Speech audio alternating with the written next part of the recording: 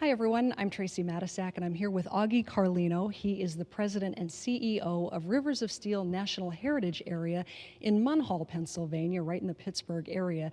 This is the setting for our taping of Humanities on the Road, Steel Towns, Coal Fields, and the Unbroken Circle. Auggie, first of all, thank you so much for hosting us. And we are in a really historic area here. We're sitting in the pump house. Tell us what that is and about the history of it and the efforts to preserve it. Well, this is the site of the Battle of 1892 when Andrew Carnegie and Henry Clay Frick locked out the steelworkers in a labor dispute that became nationally and internationally famous, changed labor laws across the country, and actually set stage for future labor laws that came in the 20s and 30s from the Supreme Court. And for that matter, you know, we still live this history today in heritage as a part of Pittsburgh and Southwest Pennsylvania as being a center of labor history, of labor consultations and work. And it's just a great building, and we're very happy to have the opportunity to preserve it and keep it for generations to learn from. Tell us about Rivers of Steel National Heritage Area in general, exactly where we're located and what it's designed to do. Well, Rivers of Steel National Heritage Area is one of 49 nationally, congressionally designated heritage areas. We're also one of 12 state heritage areas that the Commonwealth has designated. We put together money from state and federal governments, from foundations, and work with communities, local governments, private organizations, other nonprofit organizations, and the goal and mission of all the heritage areas is to find a way to keep history and heritage of the place that they're located in, find a way to keep that alive as a part of a transitioning community.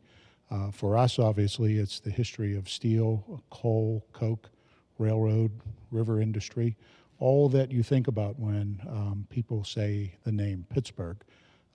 You know, and if we hadn't worked to try and preserve this, as Pittsburgh changed from a hard metal industrial community to a high-tech industrial community, a lot of this could be lost. But the importance of it has remained back in the communities. It gives it an identity, it gives the communities its uniqueness, and provides a sense of pride back to communities that their history and heritage is something important to them that they want to keep going for generations.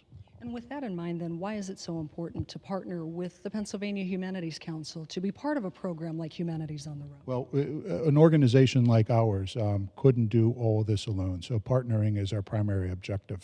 And to have the Humanities Councils involved gives us strength, not only in helping work with organizations locally, but getting our voice and our message out across the state and other venues that the Humanities Council talks to.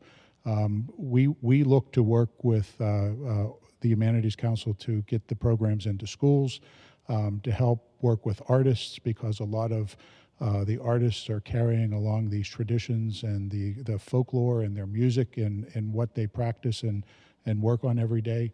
And it's part of, as I said, what makes regions unique. And as communities change and transition economically, this gives a remembrance to a community, but also, as I said, gives it a sense of pride, contributes to its quality of life, and makes it, we hope, something marketable that will then make people want to come here and visit as well.